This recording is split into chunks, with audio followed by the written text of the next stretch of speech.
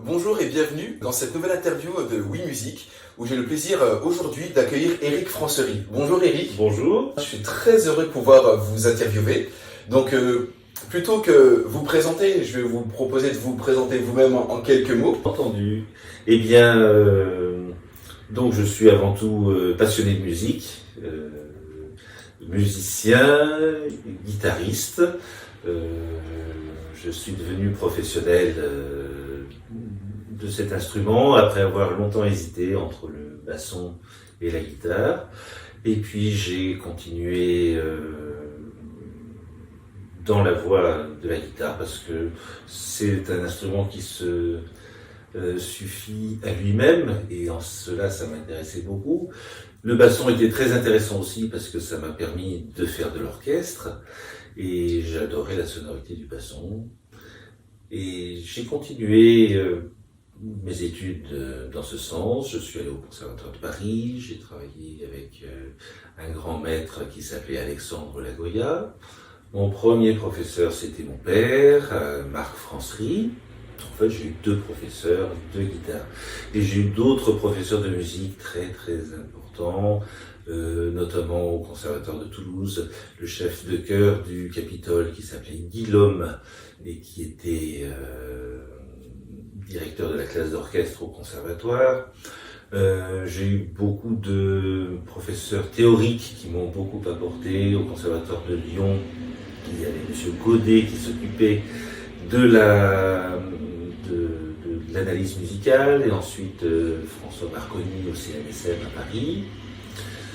Et j'ai été un des professeurs les plus jeunes de France puisque j'ai eu mon CA quand j'avais une vingtaine d'années, 20 ans, et j'ai immédiatement intégré le conservatoire de Chambéry où j'ai enseigné pendant 25 ans.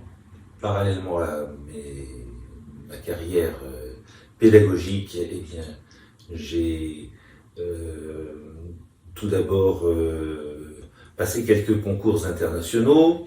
J'en ai loupé beaucoup et réussi quelques-uns. Et par la suite, pas par la suite, mais parallèlement, j'ai développé une carrière de musicien concertiste, avec une seule consigne, c'était l'éclectisme. Et j'ai aussi bien travaillé avec des musiciens très classiques qu'avec des musiciens de jazz ou des musiciens des musiques du monde.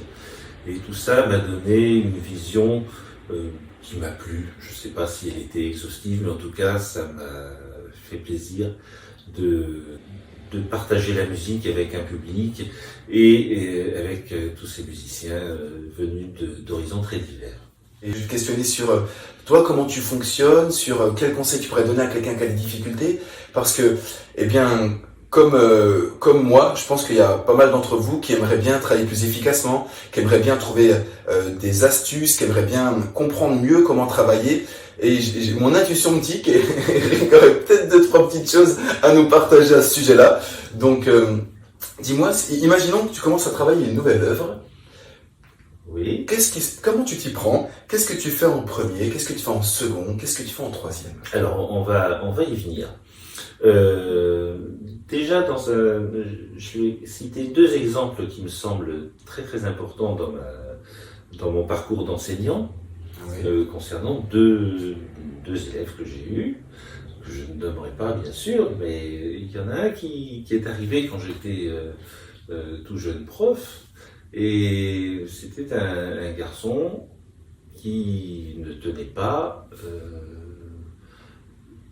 30 secondes assis sur sa chaise, mais qui avait envie de jouer de la guitare. Et petit à petit, à force de l'intéresser et de voir un petit peu comment je pouvais arriver à faire que cet élève puisse se concentrer, on est passé de 30 secondes à 1 minute, d'une minute à 10 minutes, et puis et donc, petit à petit, eh bien, ce garçon il est arrivé à s'asseoir une demi-heure tous les jours pour pouvoir jouer d'un instrument qu'il affectionnait. Et je peux dire qu'il jouait vraiment pas bien du tout. Mais c'est en rapport avec la question que tu m'as posée, bien sûr. Hein. Oui, j'ai confiance. Nous avons tous confiance. Hein, Et donc, au bout de quelques années, un jour il arrive et puis il commence à jouer comme il pouvait quelques notes. Et puis là, il me regarde, il me dit « je joue mal ». Donc là, il fallait être honnête. Je lui dis « écoute, c'est pas terrible, c'est sûr ». Il me dit « mais je vais m'arrêter parce que je sens bien que c'est pas ce qu'il faut que je fasse, mais je sais ce que je vous dois ».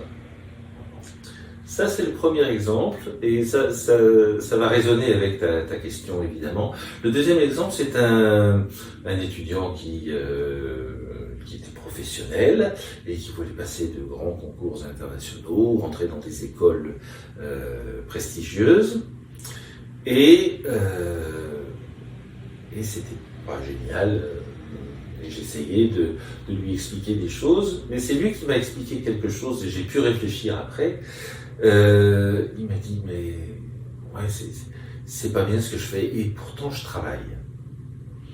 Donc fort de ces deux exemples, on est amené à se poser plusieurs questions. La première, c'est quel est le véritable rôle d'un professeur de musique? Est-ce que c'est simplement apprendre un instrument ou est-ce que c'est apprendre à se connaître soi-même pour évoluer de la meilleure façon possible? Et puis, se pose bien sûr avec le deuxième cas, les processus d'apprentissage et de reconnaissance de ce qu'on a à l'intérieur. Est-ce que ce grand élève avait véritablement envie de faire cette carrière qu'il ambitionnait? Tout ça est resté à découvrir, mais en tout cas, ça donne des pistes pour l'enseignement. Alors, pour répondre particulièrement à ta question, qu'est-ce qu'on fait quand on a envie de jouer un morceau? Alors ça, c'est la première question. Est-ce qu'on a envie ou est-ce qu'on n'a pas envie? Est-ce que c'est un morceau qui est donné par le professeur en disant « tu vas jouer ça maintenant parce que c'est super important » ou est-ce que c'est un morceau « ah, j'ai entendu ça l'autre jour, machin truc chose a joué ça, j'ai trouvé ça trop bien, je voudrais le faire aussi ». Donc là déjà, il y a deux approches. Il y a une approche d'envie et une approche de devoir. Je pense que les deux ne sont pas incompatibles, mais il faut, en tant qu'enseignant, être très très attentif à ça. C'est-à-dire que quand on a un étudiant, il ne faut pas juste lui donner des choses qu'il devrait connaître, mais il faut avant tout savoir que bien garder à l'esprit que la musique c'est un art, et qu'un art ça veut dire qu'il y a une passion quelque part, et que la passion implique des exigences. Enfin, je veux dire, s'il n'y a que des exigences, ça marche plus. Ça marche plus, là-haut, ça se casse. S'il n'y a que des exigences, là-haut, ça se casse. C'est intéressant, hein, ce que j'appelle le psycho-émotionnel, un petit peu. Oui, moi, je n'ai pas ces mots-là. Hein, parce que c'est un mot, dépenser des émotions, hein, il sonne bien. Je suis de terrain. Oui, oui. Je suis un garçon de terrain, ça fait... Oui, j'ai enseigné pendant au moins 45 ans. Ouais, donc, ce que j'ai, ce sont des expériences et surtout, j'ai surtout essayé de me mettre à la portée de chaque élève. J'avais pas une méthode très précise en disant tu fais la page 1 puis maintenant tu vas faire la page 2. C'était vraiment en fonction du ressenti que j'avais de l'élève et de lui.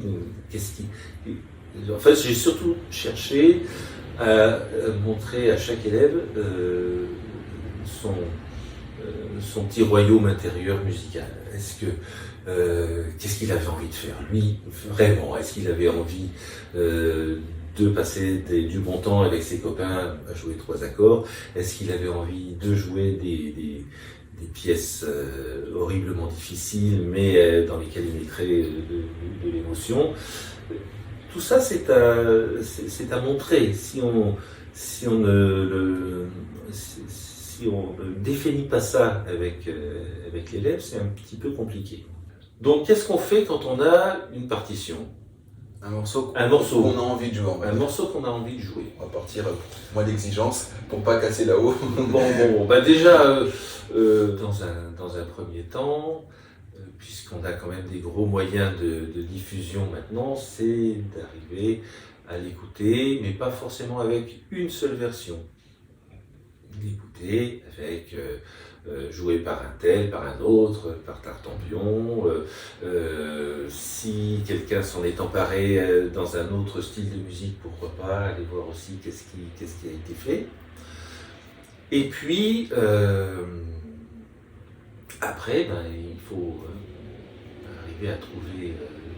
alors, soit on apprend en oralité, c'est-à-dire que si on n'a pas les notions, la possibilité de lire la partition, on peut très bien écouter et essayer de reproduire sur l'instrument. Ça peut être une belle méthode. En tout cas, dans un premier temps, ce qu'il faut toujours garder, c'est commencer par l'oreille. On écoute, on essaye de rejouer. Après, tactilement, il faut voir si ça fonctionne sur l'instrument.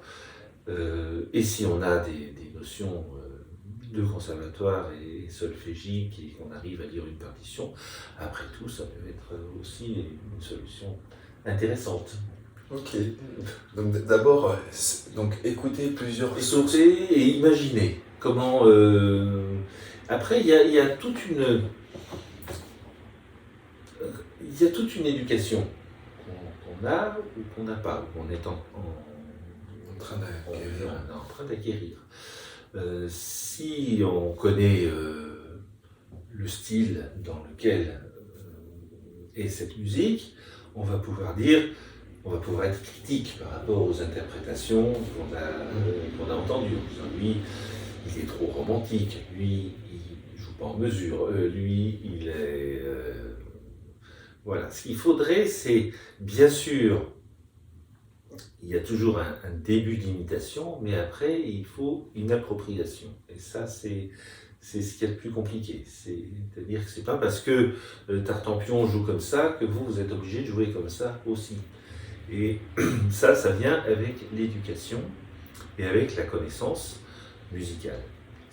C'est-à-dire que... et puis bon, les interprétations que vous entendez, il y a aussi des interprètes qui font des fautes par rapport à l'harmonie, par rapport au rythme, par rapport à ce qui est la pensée du compositeur. Donc ça, il faut être capable de le dépister. Alors soit vous avez une grande connaissance, soit vous avez affaire à un professeur qui, lui, peut vous aider à cheminer dans tous ces méandres.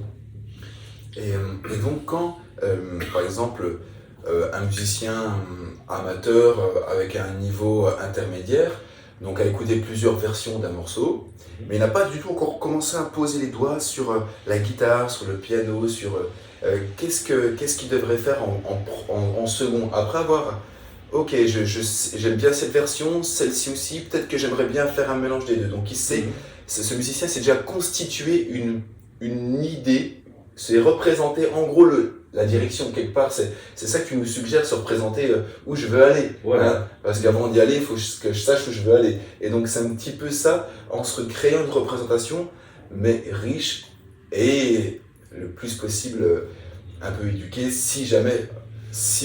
en fonction de nos connaissances propres. Voilà. Alors cet élève intermédiaire, est-ce qu'il sait lire une partition? On va dire que oui. Oui, d'accord. Je ne le connais pas, c'est peut-être vous. On peut partir de là. Ce qu'il faut, c'est qu'il arrive par lui-même ou par son professeur à se procurer la partition de la musique qu'il a envie de jouer. Et puis, là, c'est un grand travail de découverte, c'est-à-dire c'est un peu comme quand on arrive sur une île déserte. On dit, là, tiens, c'est du sable, oui, mais là, il y a un petit chemin, on peut peut-être monter sur les terres. D'accord, alors ici, on a des palmiers, tiens, là, il y a un vestige d'une barque. Il y a peut-être déjà eu quelqu'un, voilà. Je veux dire par là que ça va être le moment le plus passionnant, enfin pour moi, de dire voilà, on a ces notes-là, comment je les fais sur ma guitare. Alors déjà, dans un premier temps, je pense que c'est bien d'essayer de trouver un peu tout seul. Et puis, bien souvent, sur une partition, il y a un transcripteur ou un arrangeur ou quelqu'un qui a remanié la partition pour qu'elle soit jouable. Donc, il va y avoir des doigtés.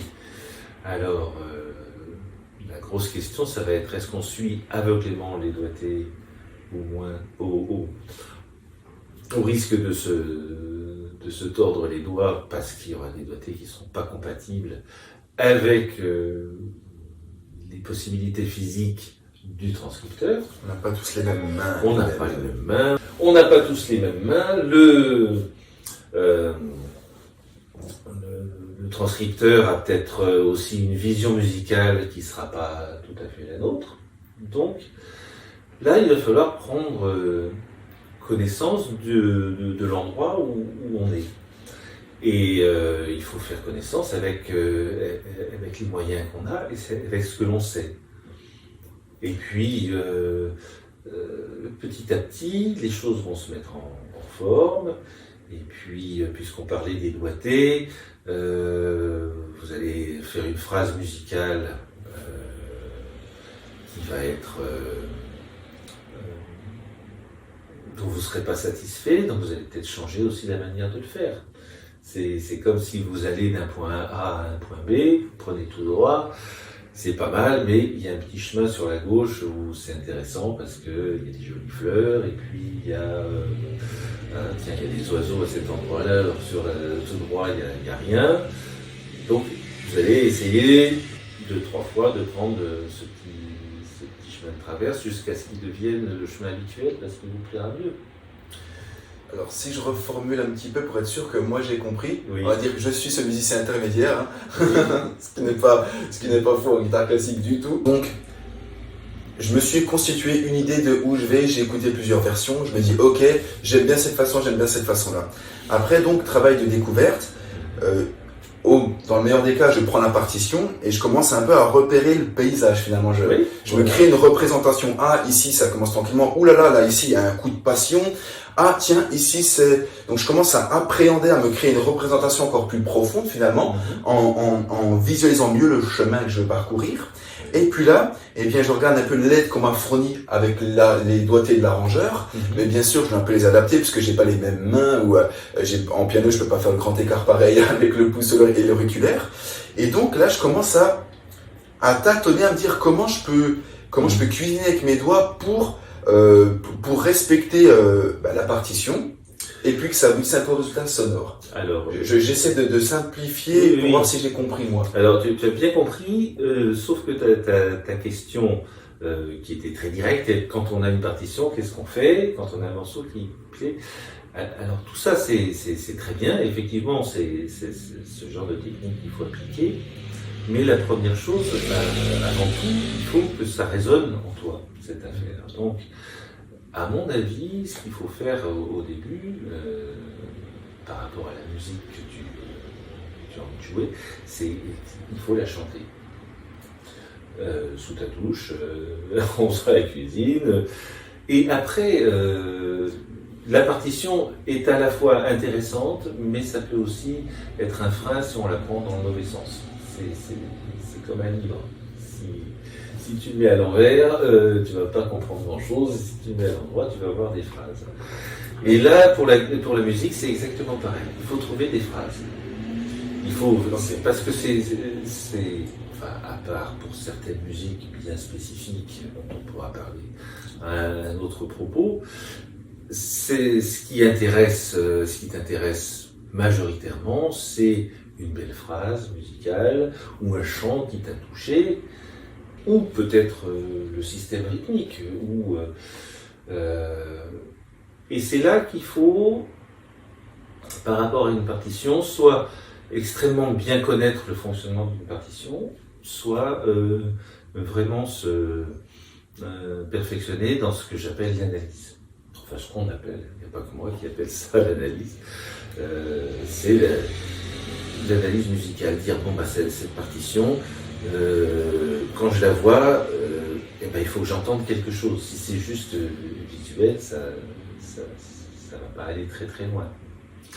Donc, la mélodie, tu la chantes, le rythme, tu peux le chanter aussi, pour que petit à petit ça résonne en toi et que tu te dises, bon ben ça je le ferais bien plutôt comme ça, ou là je jouerais bien plus fort que ce que j'ai entendu sur les différentes versions. En tout cas, c'est très très important que ça devienne ta musique. Tout à l'heure, quand tu disais prendre une partition comme un livre dans le mauvais sens, j'ai écarquillé les yeux, je me disais, qu'est-ce qu'il veut dire? Et en fait, c'était cette notion de ne pas faire de phrases. Donc c'était ça pour une partition, ne pas faire de phrases. Et quelque part, tu nous incites vraiment à nous approprier émotionnellement et structurellement le morceau et à décider, à sentir comment nous on veut le faire. Donc il y a une autonomisation du musicien pour qu'il puisse, et c'est vrai que peut-être que c'est quelque chose que beaucoup de gens oublient, ils entendent, merci Roman, il était bien ce néologisme. Donc vous entendez une musique, vous avez envie de la jouer, et souvent on peut court-circuiter cette étape de ok, avant de le jouer, mais le chanter, me l'approprier, et légitimiser en fait le fait que moi aussi je suis musicien et que moi aussi je peux créer ma propre interprétation. Ce que beaucoup de gens peut-être oublient en se disant je vais essayer de jouer aussi bien que lui parce que et donc c'est comme oublier l'étape de que tu nous dis oui mais chante là et dis-toi toi comment tu aimerais. Donc cette réappropriation émotionnelle et de la musique pour qu'elle corresponde bien à nos envies. Et puis du coup ce travail de réflexion aussi, comment j'aimerais le faire, parce que beaucoup de gens je suppose, ce que moi, je ne pensais pas forcément à faire. Bon, et après, il y a mes propres morceaux, et même pour mes propres créations, je ne l'ai peut-être pas assez fait. Donc, cette notion est très importante, et c'est vrai que dans ma question, elle ne transparaissait pas du tout. Oui, c'est pour ça que je me suis un peu fait avoir au début, parce que je suis parti sur l'histoire de la partition. Mais en fait, le plus important, c'est ce que je viens de dire là. Pour moi, en tout cas. Et puis, alors tu parlais des exemples. C'est très important, les exemples aussi, parce que ça permet de se galvaniser un peu, de dire ah ben oui, lui il joue ça vraiment très bien, mais moi j'ai envie de le jouer aussi. Mais pas pour jouer mieux qu'eux, mais pour avoir ça dans son univers musical. Et ça implique, donc comme je disais, une maîtrise des outils. C'est-à-dire que bien sûr il y a le travail technique sur l'instrument, il y a le travail du son, il y a savoir comment exprimer une émotion sur l'instrument, mais il y a aussi le côté analytique de la partition, tant sur le niveau mélodique que sur le niveau harmonique et sur le niveau rythmique. Ça fait plein d'outils à mettre en place et à apprendre. Un petit peu comme si on avait une grande table de mixage et qu'on monte tous les curseurs en même temps. On ne peut pas uniquement travailler son instrument sans avoir une forme d'apprentissage. Alors, il y a l'apprentissage académique, mais il peut aussi y avoir l'apprentissage instinctif, mais l'instrument est une chose, mais la mise en place de l'univers musical sous quelque forme que ce soit est aussi importante. Alors vous avez des forts antennes qui vont se complaire dans l'analyse de la partition, dans la maîtrise de l'harmonie, une maîtrise historique. Et puis vous aurez par exemple un jazzman comme Errol Garner qui ne savait pas lire une seule note de musique et qui pourtant peut être considéré comme un génie. Donc voilà, il faut trouver son monde. Et par rapport au fait de chanter, je pense que ça a d'énormes conséquences à différents niveaux de l'apprentissage. Et puis là, je pense juste à un aspect, c'est que quelque part, quand on chante, on se libère un peu. Et quand on s'oublie, peut-être qu'on est moins figé en train de penser à quelque chose au niveau des doigts. Le chant, c'est la première expression de notre émotion. la voix. On n'a pas d'autre instrument au départ. Je n'étais pas là au temps préhistorique, mais il me semble que les premières réunions musicales se faisaient très certainement avec des chants, avec des incantations. Et ça générait des émotions. Alors après, il y en a un qui s'est aperçu que quand il tirait l'arc, ça faisait zirou dans ses oreilles. Ah bah oui, alors donc il y a eu une association entre la vibration de la voix et la vibration de la corde, même si c'était extrêmement instinctif à l'époque. Donc il y a eu le départ des instruments à cordes comme ça, avec après on s'est aperçu que quand on pouvait mettre une calebasse dessous, ça pouvait amplifier le son. Et puis un jour il y en a un qui a soufflé dans un os, ça a fait ou dans un roseau, et ça a fait un son. Et voilà, mais la première représentation sonore de notre émotion, c'est le chant. Et pour les personnes qui, je me doute qu'il y a 2-3 personnes qui ont une phobie du chant ou qui détestent leur voix, ou on peut chanter dans sa tête aussi, enfin. On peut chanter dans sa tête, on peut chanter tout seul dans sa voiture si on a une voiture, on peut chanter dans sa salle de bain, on peut chanter en faisant la cuisine, et sans que personne vous écoute, mais ça génère des émotions. Il y a des mélodies qui vous plaisent, et le fait de les pratiquer, ça vous amène des vibrations qui participent à l'émotion musicale. Et un instrument de musique, c'est ça. C'est le prolongement d'une émotion musicale qu'on transpose sur un instrument. C'est un prolongement de la voix, tout simplement. Et d'un point de vue cognitif, j'ai l'impression que le fait de chanter, ça crée une empreinte déjà de à quoi devrait ressembler la mélodie, qu'est-ce qu'elle peut me faire ressentir, et ça serait comme un aide-mémoire pour quand le musicien commence à prendre l'instrument, eh bien il y a déjà comme un chemin émotionnel associé à un chemin de vibration, la mélodie, qui est présent et qui peut aider à justement le reproduire autrement avec la guitare, le piano, un autre instrument. D'un point de vue cognitif, j'ai l'impression qu'il y a ça qui rentre beaucoup en jeu. En plus, qu'en dis-tu? Pour moi, le chant est indispensable. Il devrait être pratiquement obligatoire dans tout apprentissage musical. Carrément. Ok. Quand j'étais au conservatoire à Toulouse, il y avait cours de chant choral. On n'avait pas tellement le choix. Et c'était un monsieur extraordinaire qui s'occupait de ça, qui s'appelait Louis Massot. Et je me souviens très bien que mes premières émotions musicales ont été données par le chant. On chantait une partie du Stabat Mater de Pergolèse, et je m'amusais à chanter ça dans ma chambre, et je trouvais que je chantais vraiment bien, et ça me procurait des émotions. Et donc j'avais envie de chanter ça ensuite en public. Ça, c'était important. L'autre instrument qui m'a véritablement apporté des émotions au départ, c'est le basson.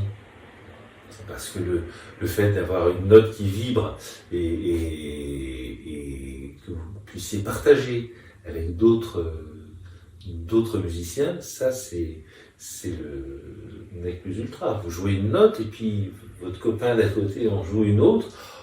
Et ça marche ensemble et on peut faire de la musique ensemble. Et en fait, on retrouve aussi le rôle primitif de la musique, c'était de pouvoir exprimer ensemble quelque chose. Et après, il y a eu les performances de grands solistes, et c'est tout à fait louable, mais très souvent, vous verrez que les grands solistes pianistiques ou flûtistiques, ils ont fait un énorme travail sur la musique d'ensemble, la musique de chant, la musique d'orchestre, parce que ça amène une compréhension que vous n'avez pas quand vous êtes tout seul dans votre chambre et que vous restez uniquement avec votre instrument. Le partage, c'est hyper important. Oui, c'est quelque chose qui manque malheureusement pas mal d'adultes musiciens amateurs qui prennent des cours et qui ont du mal à trouver des endroits où on peut avoir un peu des masterclass pour musiciens intermédiaires. J'avais un échange symphonique avec une musicienne, une violoniste hier qui me disait il y a un Hollandais et une Américaine qui proposent ça. Avec les fuseaux horaires, c'est pas toujours facile pour l'Amérique. Et donc, elle avait du mal à trouver ça pour elle, son niveau de violoniste amateur. Oui, mais je pense que dans le... Faut pas dire ça, il y a quand même des cercles qui restent, par exemple, nous sommes dans une ville comme Lyon, où Lyon est une ville, et je ne le dis pas péjorativement, je le dis avec beaucoup d'admiration, c'est une ville d'amateurs, et dans le très bon sens du terme. C'est-à-dire qu'il y a des chorales partout, donc même si on ne joue pas du violon, on peut aller chanter avec d'autres. Il y a des orchestres d'amateurs, je crois que j'en connais au moins 3 ou 4. Il y a des cercles de mandoline, il y a des cercles de... On peut trouver, pour jouer, ne parlons pas des harmonies qui sont légion, bien sûr, on peut trouver un moyen de jouer de la musique avec d'autres. Et ça, c'est, à mon avis, la clé. D'arriver à se retrouver, à jouer ensemble quelque chose et participer ensemble à l'élaboration d'une œuvre où on va mettre l'émotion qu'on a envie de mettre. Donc, la notion de partage, je disais ça sans... Je ne vais pas dire qu'il n'y a pas de possibilité, bien sûr, mais donc l'idée vraiment de partager avec les autres et justement parler de cette idée de vibrer, de vraiment ressentir les choses. Et c'est peut-être de l'ordre entre guillemets, de l'éducation musicale, de pouvoir se représenter, reprendre ce plaisir à juste chantonner, à se représenter soi. Parce que j'ai l'impression, je me dis que beaucoup de musiciens qui apprennent la musique via des professeurs, des tutos, et qui peuvent se retrouver à être agacés, à ne pas aboutir à un résultat. Et c'est peut-être parce que quelque part, il y a cette notion de mettre la charrue avant les bœufs. J'ai même pas pris le plaisir à chantonner cette mélodie. Peut-être qu'il manque quelque chose finalement pour que je puisse vraiment prendre plaisir à aboutir. En fait, tu as très bien résumé, ça implique et ça explique tout. C'est-à-dire que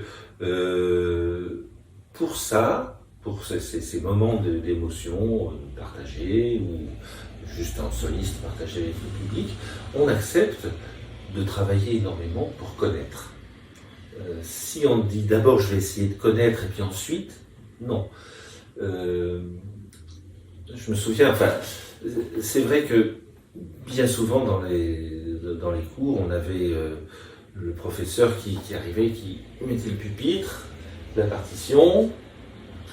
On apprenait d'abord à lire la musique, ensuite on regardait sur l'instrument comment ça faisait, et l'oreille, elle arrivait, elle était au fond du couloir. Et ça, tu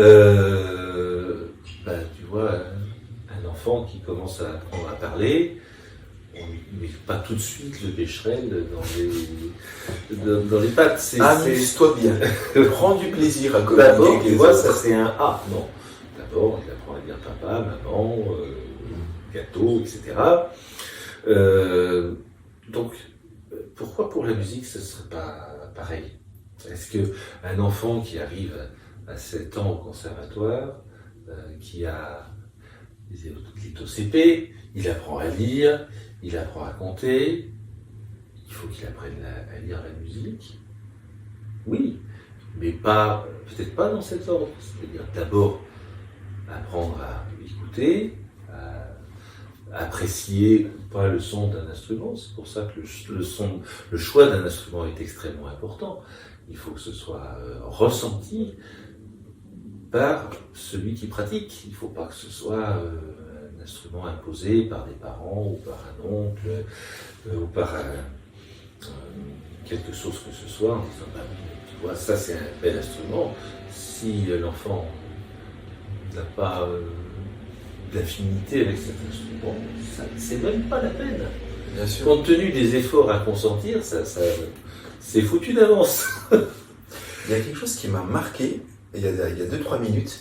c'est que tu as dit, tu parlais, tu as dit, oui, et puis voilà, avant de connaître, il faut avoir comme pratiqué ou ressenti, et donc connaître, tu as fait le geste de pratiquer l'instrument. Et comme tu l'as exprimé, j'ai l'impression que connaître et jouer sur sa guitare, sur son piano, c'est finalement qu'une étape de tout le processus pour apprendre une œuvre, et c'est qu'une étape, alors que ça semble être tout.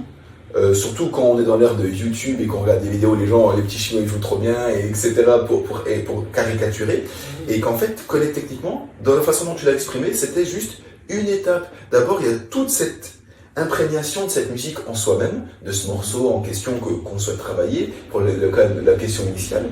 Et finalement, connaître, ça serait comme une étape dans le processus. Alors que pour beaucoup, et pour moi, le premier, c'était absolument ça à la base. Le plus important, c'était, voilà, l'exprimer. Mais c'est comme si, là, eh bien, il manquait tout le travail préalable, et c'est finalement ce que tu es en train de dire. Oui. Bon, mais on va rebondir sur les petits Chinois, parce que... T'as pas le sur les petits Chinois. Votre force, c'est des enfants, faut pas les écraser, mais... Non. Et justement, j'ai été assez étonné de par les expériences que j'ai eues dans ce pays. Oui, parce que, rappelons-le, tu avais fait des concerts en Chine également. Hors Covid, j'y vais deux ou trois fois par an. Ah. Bon, mais alors déjà, il faut savoir que ce sont des enfants qui sont heureux de jouer, mais parce qu'ils sont heureux de musique. Ils ne sont pas heureux d'un instrument. Ils sont heureux parce que il y a la musique est une passion pour eux. Ensuite, ils ne passent pas 9 heures par jour sur leur instrument. En tout cas, pour les guitaristes que j'ai rencontrés. Ils passaient combien de temps Ça, c'est une question qui est tellement croustillante. C'est croustillant. Beaucoup de gens... J'en sais rien, mais en tout cas, moi, je me souviens, après les masterclass, les enfants qui étaient très contents de prendre leur trottinette et d'aller jouer dehors avec tous les petits camarades, et qui n'étaient pas forcément que des guitaristes.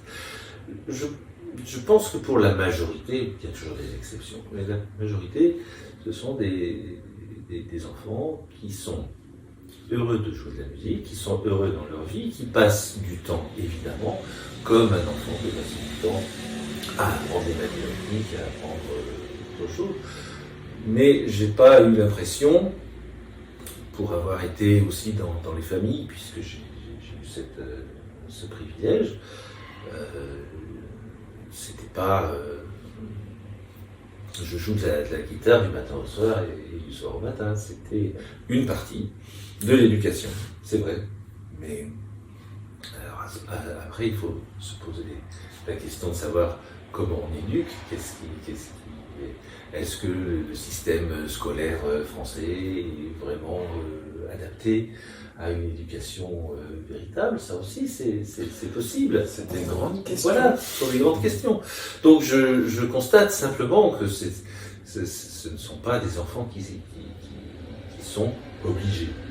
On a des éducations qui ne sont pas les mêmes, mais en tout cas, c'était pas forcé, obligé, avec des enfants qui sont obnubilés par ça, qui tout tourne autour de ça. Non, je pense que c'est une manière d'éduquer, mais qui n'empêche pas les enfants d'être heureux. Il me semble, d'après ce que j'ai pu...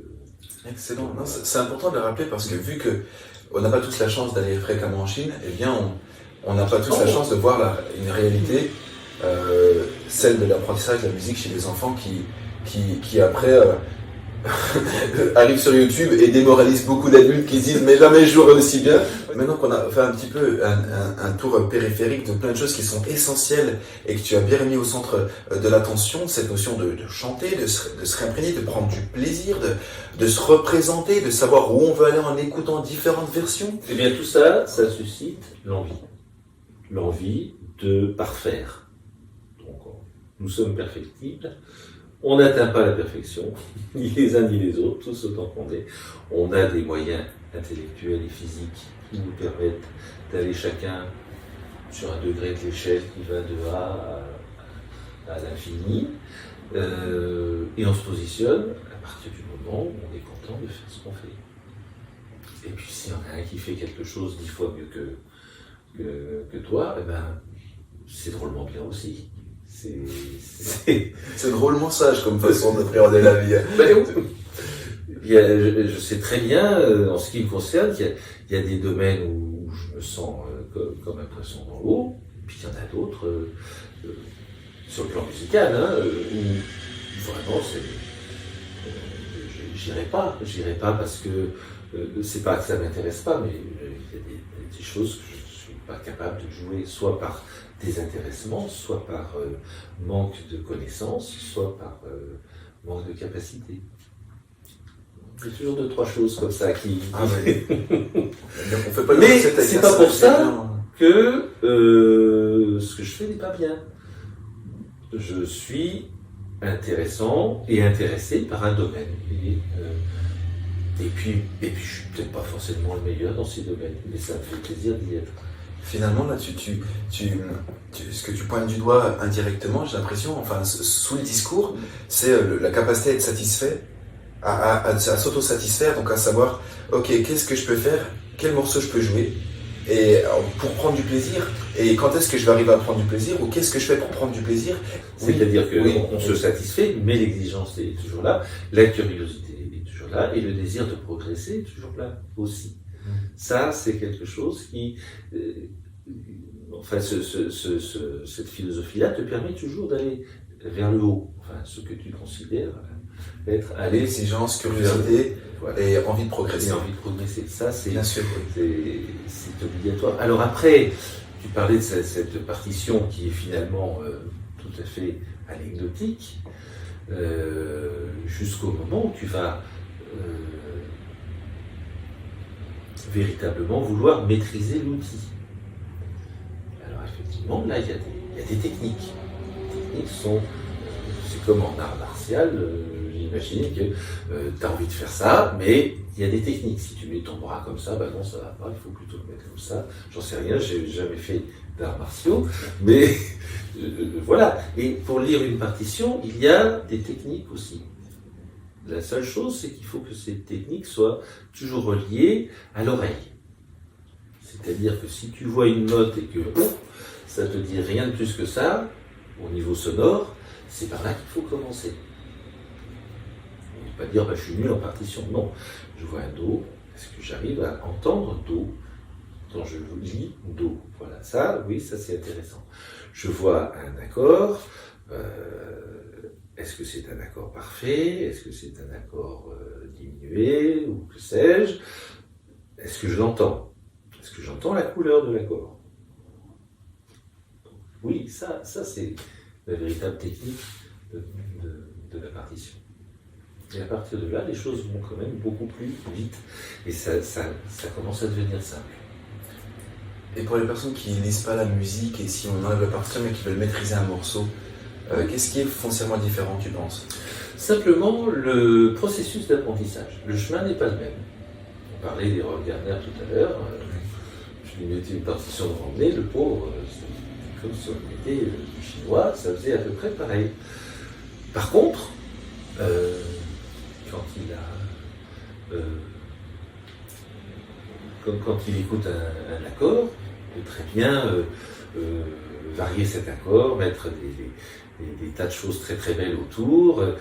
Quand il a une mélodie, il arrive à la magnifier, à faire en sorte qu'elle soit belle. Donc c'est un autre chemin d'apprentissage qui est, à mon avis, tout aussi intéressant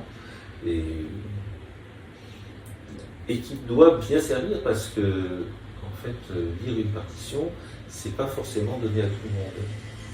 Je pense notamment à des musiciens dyslexiques, et Dieu sait s'il y en a, et s'ils n'arrivent pas à lire une partition, c'est pas grave, parce qu'ils vont mettre en place tout un tas d'autres chemins qui vont leur permettre d'avoir non seulement une idée de la musique qu'ils ont envie de jouer, mais aussi d'avoir une autonomie par rapport à cette musique. En disant, là, hier j'ai fait ça, mais aujourd'hui je vais faire autrement.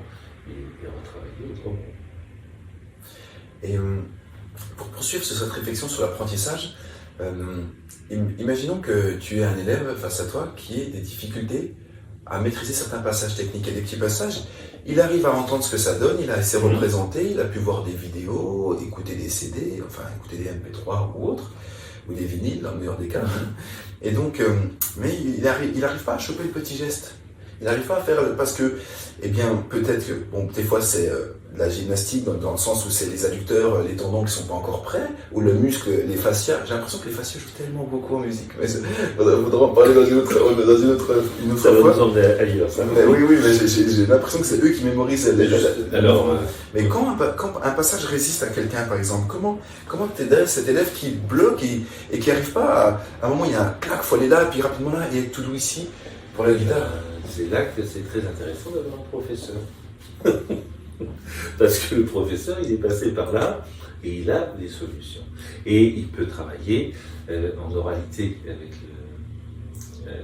le musicien qui est en face de lui, qui ne sait pas lire la partition, mais en tout cas, on peut échanger d'instrument à instrument, de technique à technique, et effectivement, un élève qui force, ou un élève qui a une mauvaise position, qui ne lui permet pas de jouer exactement ce qu'il a envie de jouer, ben ça c'est du pain béni pour un prof, parce qu'on va lui expliquer comment faire, et preuve à l'appui, ça va mieux marcher, et si l'élève applique la méthode proposée, il va y trouver son compte, et après il va travailler dans ce sens-là.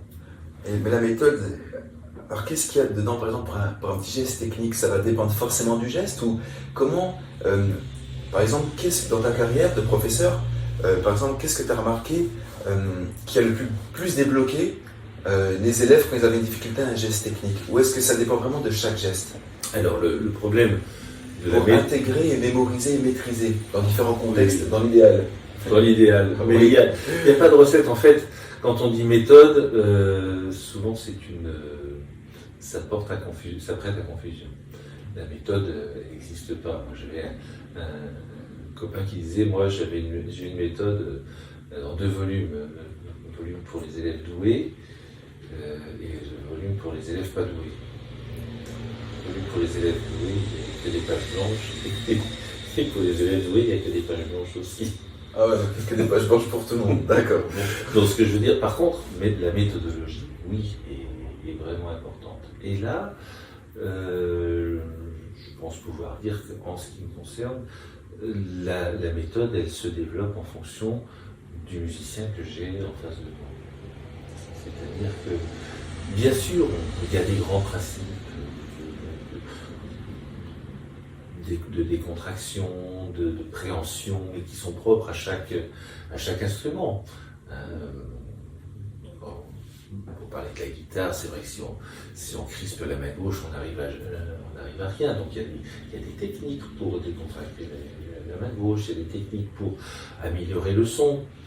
Mais ça dépend tellement de la personne que tu as en face de toi, de ce qu'elle a envie de faire, de ce qu'elle est capable de faire à l'instant T aussi. Et puis, tu ne peux pas tout débloquer d'un coup. Dans un premier temps, tu as une petite touche en disant, tiens, là, tu pourrais peut-être faire comme ça. Donc ça va conditionner l'étudiant, il va commencer à prendre un chemin.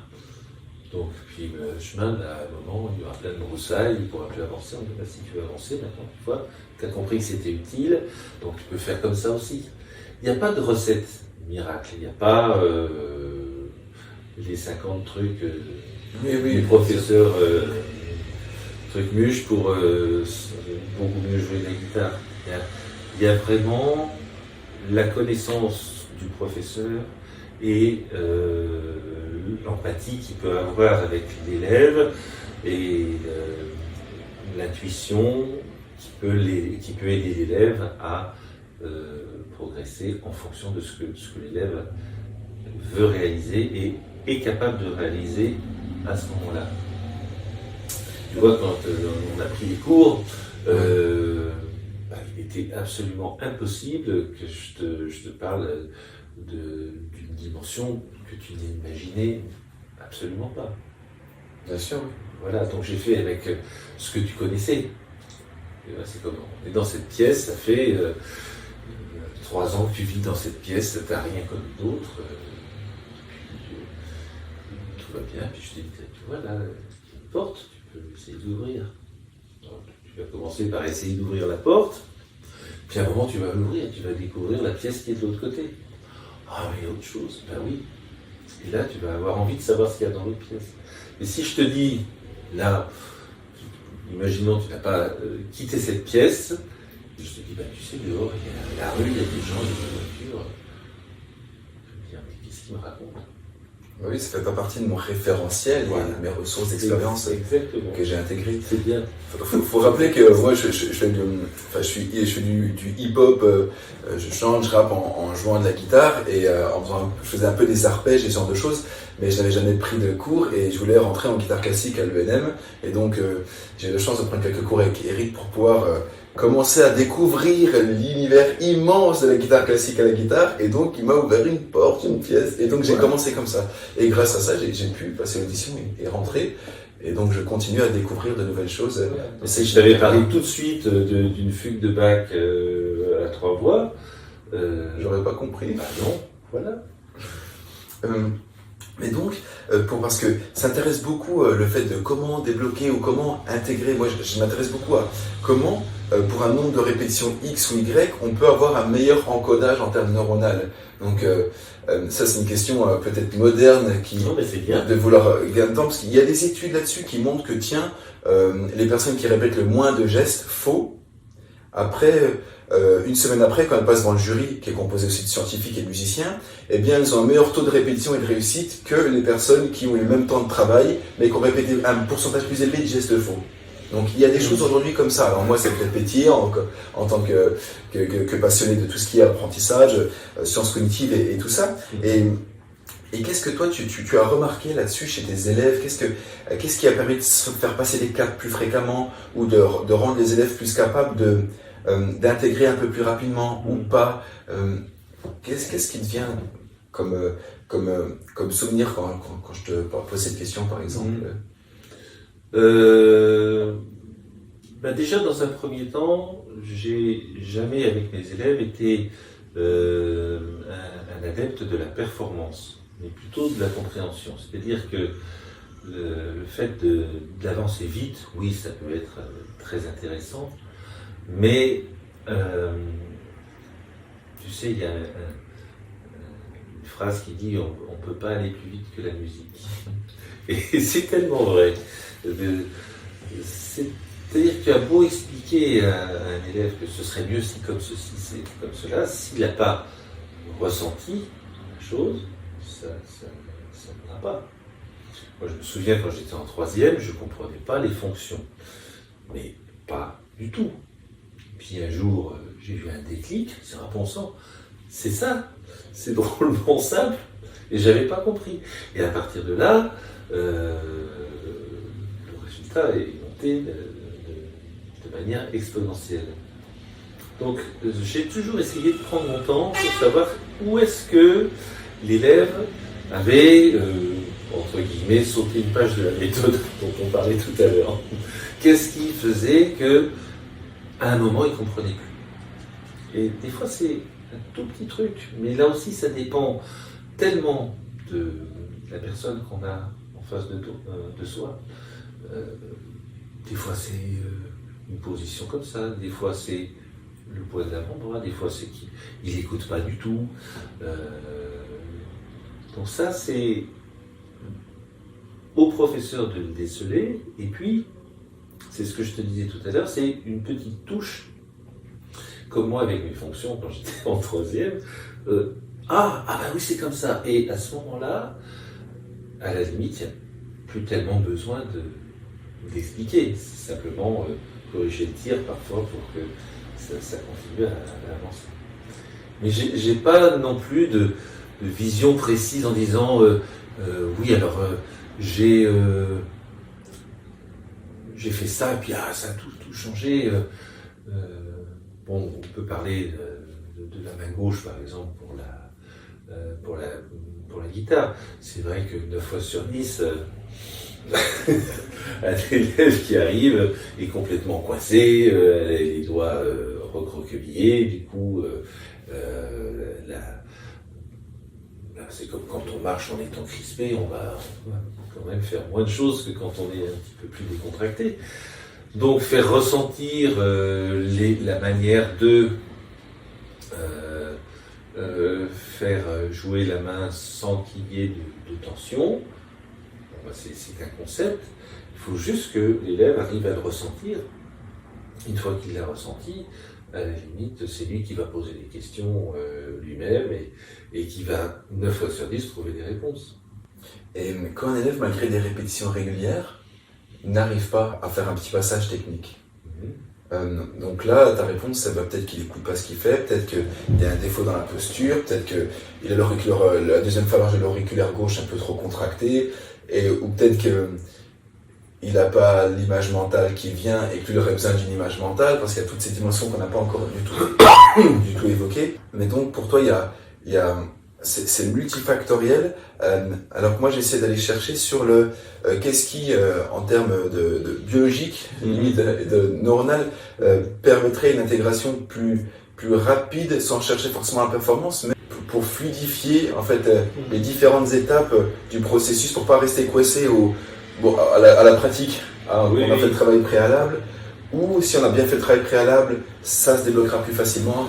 Le travail préalable, je vous rappelle, c'était cette notion de chanter, de pouvoir avoir du plaisir en se représentant la mélodie, de savoir où on va aller, ce qui doit déjà avoir un impact énorme, bien sûr, et fluidifier le reste. Voilà. Parce que déjà, on aura déjà eu du plaisir quand même, alors on ne sera pas forcément... C'est bien, tu as répondu à ta je cherche question, c'est toi que je pose des questions. Par exemple, tu parlais du plaisir musical. Bon, on imagine qu'il y a un truc technique qui ne va pas bien. Bon, une fois, 2 fois, 3 fois... Après, si on s'entête, le plaisir musical va disparaître, et il ne restera plus qu'une contrainte qu'on n'arrive pas à résoudre.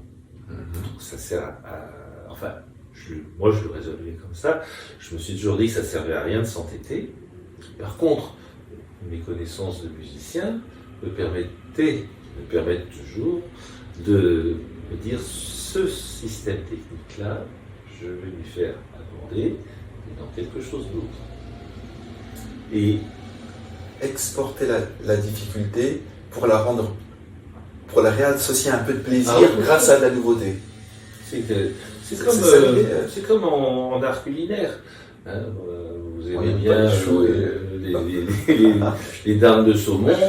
Si on te sert de la dinde de saumon pendant 3 semaines, au bout de 3 semaines, tu n'en pourras plus. Et un enfant, c'est comme ça aussi. Un enfant, c'est comme ça aussi. C'est-à-dire qu'on est dans un problème d'ordre technique qui fait complètement disparaître le pourquoi de la musique. Ouais. Donc, on va trouver autre chose. Et on a tous, autant qu'on est les professeurs, des tas de possibilités de dire, bon alors là, visiblement c'est le passage, alors soit c'est la main droite, soit c'est la main gauche, soit c'est un système technique un petit peu spécifique. On prend une autre pièce, on lui remet dans un autre... on permet de travailler la même chose, mais sous un angle différent. Et qui plus est, avec d'autres mélodies. Si on est un peu de suite dans les idées, 2 mois plus tard, on dit bah, tu vois le machin que tu n'arrivais pas à faire là, essaye maintenant. Et ça fonctionne. Et c'est là c'est là que le professeur est tellement important. Mais tu sais, quand tu dis ça, si je pose ces questions, c'est pas juste un hasard, parce que moi, personnellement, j'ai fait cette bêtise immense de m'acharner, de mes propres morceaux que j'arrivais pas forcément à jouer. J'ai pas du tout regardé aucune pièce à côté. Hein. Alors moi, j'étais un champion du monde de l'université. C'est pour ça que j'ai mis mes études et toutes mes réflexions. Non, mais vraiment, je me suis fait beaucoup souffrir. Et c'est pour ça que je suis sensible à tous ces musiciens. Parce qu'il y en a beaucoup qui, malheureusement, s'entêtent, se font souffrir et après se jugent et tout ça. Et c'est pour ça que je me dis à quel point le travail de la musique révèle qui nous sommes et à quel point ça révèle les choses qu'on doit soigner en nous-mêmes et à quel point on doit prendre soin de soi, parce que se flageller comme moi j'ai pu le faire, enfin, s'acharner sans prendre de plaisir, c'est de la démence. Et je sais que je suis pas le seul, et alors que vraiment la musique, tu le rappelles tout le temps. Hey, c'est pour du plaisir, les copains. On prend du plaisir. Alors, je dis pas qu'il y a pas des moments où c'est pas le coup de feu, attends. Évidemment.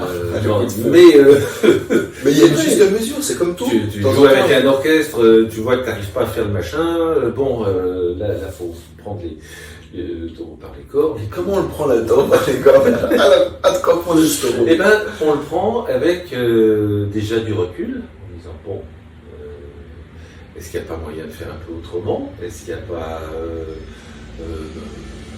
pourquoi ça marche pas? Est-ce que je peux pas modifier certaines choses? Et puis surtout avec sérénité, et puis en se disant bon voilà, on est des êtres humains, on n'est pas des machines, il y a des choses dans lesquelles on excelle, et puis d'autres où ma foi on fera un petit tour de passe-passe. Tu sais, c'est pas du tout là où je voulais aller. Oui, mais je sais pas. J'avoue, tu veux me faire venir. Non, mais là, je suis en train de partir autre part. Mais juste pour conclure, j'aimerais un petit peu aller juste maintenant dans cette fameuse boîte noire qu'est le cerveau. Toi, comment tu fonctionnes en termes, est-ce que tu te représentes quand tu joues? Est-ce que, bien sûr, tu entends jouer parce que tu chantes, tu entends jouer, mais est-ce que tu te ressens de l'intérieur? Est-ce que tu te vois de l'extérieur? Est-ce que tu as des images mentales? Est-ce que tu en as différentes familles que tu as identifiées? Ou est-ce qu'elles sont pas identifiées consciemment parce qu'elles sont là et personne ne fait attention à tiens, j'ai telle image mentale à tel endroit? Ça, c'est pas les questions qu'on se pose quand on se lève le matin dans se brosser les dents en général. Mais toi, comment tu fonctionnes? Est-ce que tu as fait beaucoup attention à ça ou pas trop? Parce que alors, comment... C'est intéressant. Oui, c'est bien. Certaines personnes font jamais attention à ça. Donc, moi-même, des questions, c'est parfait. Comment je fais? Déjà, je pense être d'une nature relativement heureuse, ce qui est pas mal. Je suis pas si heureux, mais c'est pas grave ça. Après tout, ça me convient. Mais en tout cas, quand le matin arrive, je sais que je vais faire des choses intéressantes jusqu'au moment où je vais me coucher.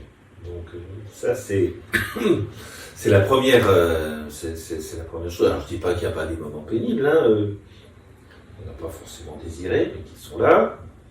Il faut faire face, mais si on est d'un naturel plutôt heureux, ça passe mieux.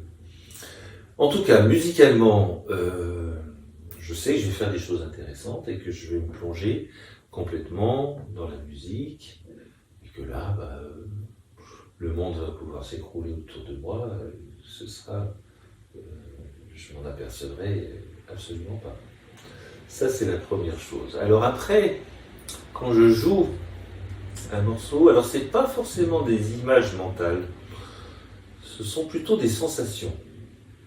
Je me sens heureux de jouer cette musique, et tant que je ne l'entends pas exactement comme à l'intérieur, je vais même pas travailler en fait. Je vais faire en sorte que. C'est-à-dire que ça fait. C'est quoi faire en sorte que. C'est-à-dire que c'est pas un boulot de la musique. Ça fait depuis l'âge de 7 ans que je fais de la musique, je ne me suis jamais senti en train de travailler.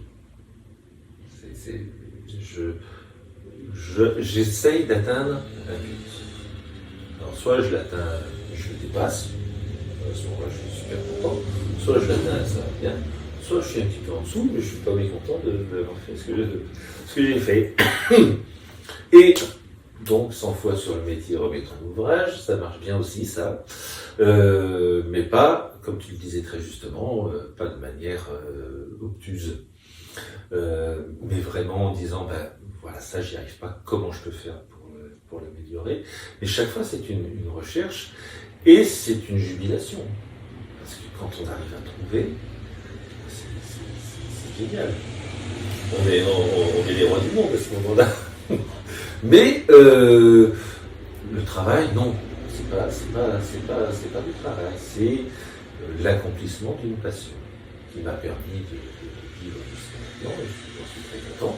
Mais Vraiment, c'est hors du temps, quoi.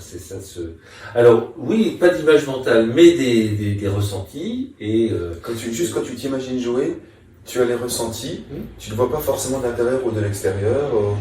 Non, alors, je suis très heureux de partager avec du monde, quand il y a un public. Ça, c'est vraiment extraordinaire, cette communion au sens littéral du terme, pas du tout religieux, mais le fait qu'on est un espèce de vecteur entre la musique et la personne qui reçoit la musique. Mais j'ai une question, c'est donc quand tu parles de partager, c'est quand tu t'imagines faire de la musique, tu te sens heureux de faire la musique. C'était ça. Voilà. Ok, d'accord. C'était pour, j'essaie de savoir parce que j'essaie de savoir un peu comment tu fonctionnes dans le terme. Alors après, Donc tu te ressens. Tu as dit, j'ai une représentation et j'essaie de faire correspondre. oui, Finalement, ça c'est quelque chose. J'ai l'impression que c'est très très crucial. Donc, tu as créé ce que tu as commencé par dire dans l'interview, je me crée une représentation, mais finalement, après, tu essaies de faire en sorte que ça ressemble à ce que tu as déjà défini. oui. Et je pense que, donc moi personnellement, je faisais pas ce travail de définir pendant très longtemps. Et je pense que il y a peut-être d'autres personnes parmi vous qui définissent pas assez. Donc après, pour faire correspondre à quelque chose qui n'est pas défini, c'est compliqué. La première fois que j'ai joué au Japon, dans le public, il n'y avait que des guitaristes. Et ils avaient tous la partition. C'est vrai qu'ils étaient comme ça. Et ils faisaient les doigtés en même temps. Devant toi? Oui. Donc, déjà là, si tu ne sais pas pourquoi tu es là, tu passes à la trappe vite fait. Mais c'est pas pour ça que j'en parlais. Après le concert, il y a une délégation de 3 Japonais qui sont arrivés. Ils m'ont dit, voilà, vous avez joué telle pièce. Le maestro Andrés Segovia le joue de telle manière. Un autre grand guitariste, Narciso Lopez, joue de cette manière-là. Et vous osez faire une version qui n'est ni celle de Segovia, ni celle de Lopez. Pourquoi? Ça m'a beaucoup interrogé. Mais en fait, j'ai servi une analyse musicale de la partition que j'ai jouée. Je disais, voilà, je joue ça comme ça parce que, compte tenu de tel et tel et tel élément, la musique et l'histoire de la musique m'autorise à jouer ceci comme ça. Et effectivement, je fais mais pas les mêmes accents que Narciso Lopez à cet endroit-là, parce que la musique est faite comme ça. Et à partir du moment où j'ai eu un discours raisonné, ça les a contentés. Mais ça donnait aussi, ça m'a donné une très très bonne idée de dire, finalement, je fais bien de faire ce que je fais, parce que bon, même si j'ai pas le talent de Segovia ou de Lopez, j'ai fait du Eric François. Et ça, c'était quand même le but de la manœuvre. Parce que si c'est pour faire des clones, ça sert à rien du tout. Il faut que, on en revient à ce qu'on disait tout à l'heure, c'est-à-dire qu'il faut faire quelque chose à toi avec ta musique. On a un tout petit peu pris un petit chemin de traverse. Allez, on revient. Mais oui, c'était juste pour conclure. Donc toi, c'est vraiment si tu travailles, si tu t'imagines jouer ou quand tu joues, donc tu sens les mouvements, tu les anticipes, tu les sens venir, tu te sens jouer en même temps que tu joues, ou t'as jamais de flash d'image, ou tu te parles un petit peu, ou comment? Après toutes ces années de pratique, en fait, je fais vraiment avec ce que j'ai envie d'entendre, la partition. En fait, quand je pense à un son, je vois aussi sur la partition ce que ça donne, mais pas que. Je vois aussi et comment je vais placer mes mains sur l'instrument. Et tu sens tes deux mains en même temps. Surtout, j'entends je pressens la vibration que je vais sortir. Pour conclure, quelles sont les qualités qu'on gagnerait à développer en tant que musicien dans son jardin intime pour davantage s'épanouir en musique selon toi? Qualité humaine, j'entends. Oui, oui. Ce qu'on appelle soft skill dans le monde de l'entreprise aujourd'hui. La plus belle qualité, ce sera d'aller vers l'autre. Celui qui joue, qui fait de la musique comme toi et qui a son monde à lui, et ce sera intéressant d'aller voir comment il organise tout ça. Est-ce que vous pouvez faire des choses ensemble? Oui, ça, ce sera une belle qualité à développer. Et puis, garder la passion tout le temps. C'est-à-dire qu'à partir du moment où vous prenez votre instrument et que vous ne pensez plus à rien, qui soit en rapport avec cet instrument, soit parce qu'il y a des éléments dans votre vie qui font que vous êtes accaparé par d'autres choses, soit par désintérêt de l'instrument lui-même. Peut-être c'est bien de faire une pause à ce moment-là, mais toujours garder la passion, l'envie, Le plaisir. le plaisir musical, le plaisir de la vibration sonore et le plaisir de jouer de la belle musique. Finalement, arriver à manager son plaisir en faisant des détours si besoin, des pauses si besoin, des petites des tours de prestidigitation si besoin, mais toujours surfer sur le plaisir le plus possible pour L'être humain reste un être humain. de chalet de plaisir. Eh bien, en tout cas, c'était un énorme plaisir de pouvoir poser toutes ces questions, de pouvoir aller chercher tout ce que je pouvais aller chercher. On a passé un très bon moment. C'était vraiment très, très stimulant, très intéressant. Donc merci beaucoup d'avoir partagé avec cette expérience qui donne un calme, qui tempère mon feu passionné qui s'envole tout le temps. Donc merci énormément. Et donc, eh bien, je pense que ça donnera pas mal d'informations, de pistes, de choses à méditer. Je pense que c'est une interview que moi-même je vais regarder plusieurs fois. Et puis peut-être qu'à l'occasion, peut-être sur d'autres choses, questions sur la préparation mentale, comment... D'accord. Ou d'autres sujets, ça pourrait être intéressant. Comment un concertiste travaille. Tu m'avais dit une chose qui m'avait interpellé incroyablement, c'est que tu m'avais dit qu'après des concerts, eh bien, tu prenais un temps pour rééquilibrer tes mains après une période de concert. Pour 2 semaines, pour remettre correctement les gestes et tout ça, et c'est quelque chose que j'avais jamais entendu. Et dans ma tête, ça fait waouh, ça c'est une pépite. et donc je me dis qu'il y a des tas de choses comme ça que tu pourrais partager.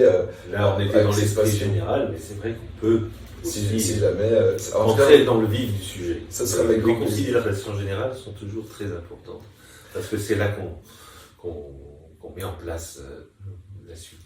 Eh bien, merci pour tous les personnes qui regarderont la vidéo et pour moi-même d'avoir partagé tout ce que tu nous as partagé aujourd'hui. À bientôt. À bientôt.